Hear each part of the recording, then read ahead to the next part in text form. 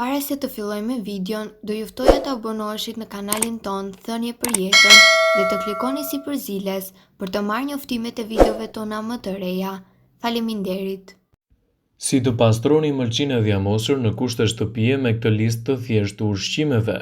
Dhjamosja e mëlçisë është një nga problemet shëndetësore që ka të bëjë me akumulimin e sasive të dhjamit dhe triglicerideve të yndyrës në qelizat dhe organet tuaja. Mëlçia është e rëndësishme sepse mbron organizmin nga substancat të dëmshme dhe toksinat që ne marrim me ose pa dashje nëpërmjet pijeve dhe ushqimeve. Mëlçia është gjithashtu nga të paktat organe që pavarësisht dëmtimit ose përgjysmimit mund të rritet dhe të zhvillohet si një e tërë. Ky organ filtron 1.4 litra gjak në minutë. Marrëvajtja e saj është e rëndësishme për trupin dhe për organizmin tuaj. Nëse doni të keni një mëlçi të shëndetshme, atëherë duhet të kujdeseni më shumë për të konsumoni ushqimet e duhura dhe gjithashtu të mbani një regjim më të shëndetshëm për të kryer një funksion më të mirë të saj. Të qenit mbi peshë, në moshë të rritur ose të plakur, tensioni i lartë i gjakut dhe yndyrnat janë në faktor rreziku për shfaqjen e këtij problemi.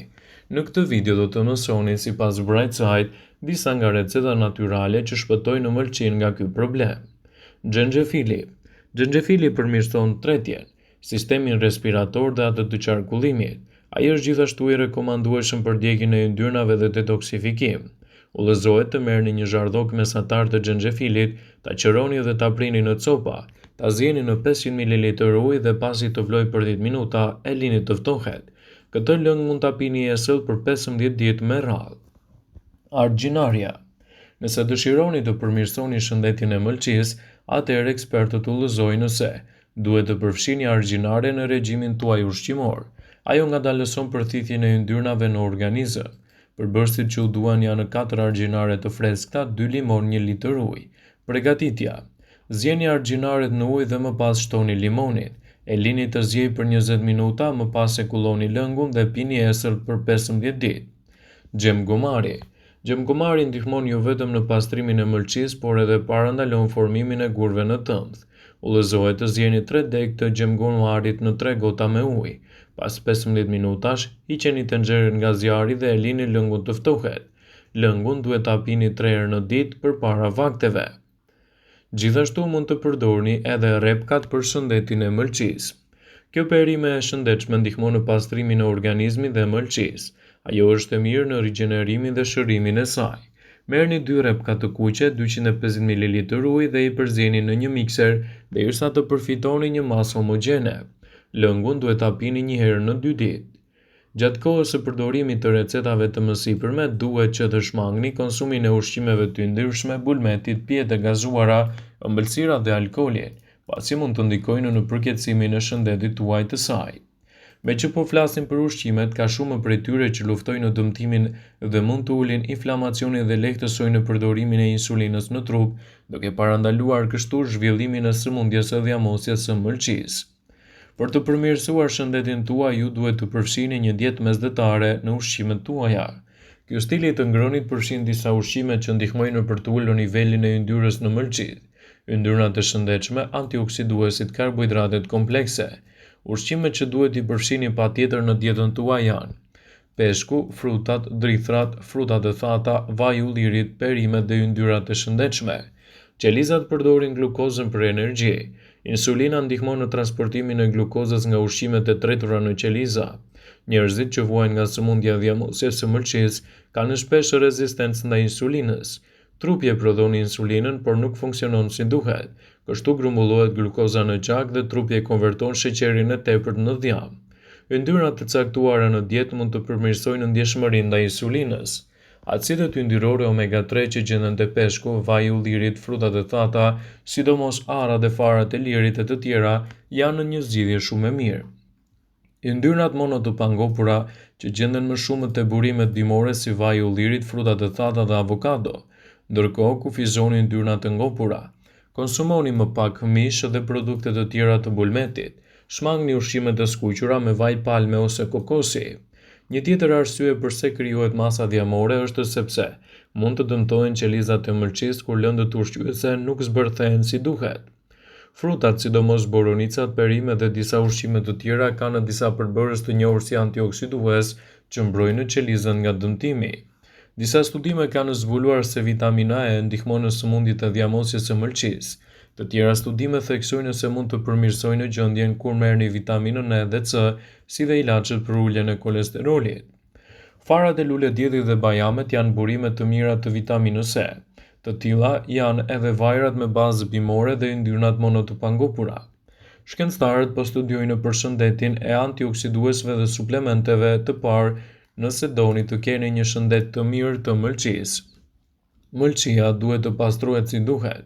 Të ushqeheni në mënyrën e duhur është çelësi kryesor për të përmirësuar funksionet e mëlçisë dhe për të përmirësuar gjithashtu edhe pastrimin e saj. Nëse doni të keni një mbrojtje më të mirë të shëndetit të saj, duhet të jeni më të kujdesshëm me atë që shtoni në dietën tuaj. Kafeja mund të ndihmojë për të rënë në peshë, për të ulur inflamacionin dhe rezistencën ndaj insulinës. Mund t'ju mbrojë gjithashtu nga sëmundjet e zemrës dhe sëmundjet të tjera që lidhen me mëlçinë. Hudhra mund të përmirësojë rezistencën ndaj insulinës dhe të ndihmojë trupin për të zbërthyer yndyrnat. Çaji i jeshil ndihmon për të rënë nga pesha, për të ulur masën dhjamore dhe rezistencën ndaj insulinës. Seleni është një mineral që gjendet te frutat e thata, toni dhe gocat e detit. Rezervatrol është një përbërës që gjendet te rrushë i kuq dhe mund të luftojë inflamacionin. Teprimi me sheqerna të thjeshtë përshpejton procesin e konvertimit të ushqimeve në dhjam nga mëlçia. Shmangni ëmbëlsirat, pijet e gazuara dhe ushqimet e tjera me sheqerna të shtuar. Konsumoni ushqime me sheqerna natyral si frutat. Karbohidratet komplekse, si dhe ato me shumë fibër, janë të shëndetshme. Ato kanë indekse të ulta glicemike, prandaj treten ngadalë dhe mund të rrisin ndjeshmërinë ndaj insulinës dhe të ulin kolesterolin. Karbohidratet më të mira janë drithërat, fasulet dhe thjerëzat, si dhe perimet me nisë shte. Studime të kahershme kanë treguar se betain mund të mbrojë mëlçinë nga depozitat dhjamore. Ky përbërës gjendet tek gruri dhe karkalecat. Sëmundjet e dhjamosjes së mëlçisë mund të lidhen edhe me nivele të ulta të vitaminës D. Trupi e merr vitaminën D nga dielli dhe nga produktet ushqimore. Gjithashtu një studim i kryer në King ka zbuluar se nivelet e ulta të kaliumit gjithashtu lidhen me dhjamosjen e mëlçisë. Disa nga burimet më të mira të këtij minerali jetik janë peshku, brokoli, bizelet, patatet të ëmbla, bananet, kivi, kumbullat e të tjera. Produktet e bulmetit si qumshti dhe kosi janë gjithashtu të pasur me kalium. Tregohuni të kujdesshëm me përdorimin e alkoolit, pasi mund të ndikojë negativisht në shëndetin e mëlçisë. Vaj ulliri. Nëse vuani nga sëmundja e mëlçisë yndyrore, sigurohuni që të ndryshoni vajin që përdorni. Në vend të vajit tuaj të zakonshëm, provoni të përdorni vaj ulliri. Është një burim shumë i mirë i yndyrnave të pangopura, të cilat janë të dobishme për mëlçinë. Ai gjithashtu përmban antioksidantë që ndihmojnë në mbrojtjen e mëlçisë nga dëmtimi. Arrat dhe farat gjithashtu janë një zgjidhje shumë e mirë për ju. Në vend që të hani ëmbëlsira dhe ushqime të skuqura, provoni të hani një grusht me arra çdo ditë për të mbajtur mëlçinë e shëndetshme. Arrat dhe farat janë burime të mira të fibrave, proteinave dhe yndyrnave të shëndetshme. Ato përmbajnë antioksidantë dhe lëndërueshqyese të tjera që janë të mira për mëlçinë. Salmoni. Niveli i lartë i omegës 3 është jashtëzakonisht i rëndësishëm kur përpiqeni të mbani mëlçinë e shëndetshme. Një nga burimet më të mahnitshme të omegës 3 është salmoni, toni, sardelet e të tjera. Këto peshq janë burime të mira të acideve yndyrore omega 3, të cilat janë të dobishme për mëlçinë. Acidet yndyrore omega 3 mund të ndihmojnë në reduktimin e inflamacionit dhe përmirësimin e funksioneve të mëlçisë. Perimet me gjethe jeshile. Ushqimet e tjera në dietën tuaj që duhet të jenë janë edhe perimet me gjethe jeshile. Kur bëhet fjala për menaxhimin e funksioneve të mëlçisë, duhet të siguroheni që dieta juaj të jetë e pasur me shumë perime me gjethe jeshile. Ato janë një burim i mirë i vitaminës, mineraleve dhe antioksidantëve.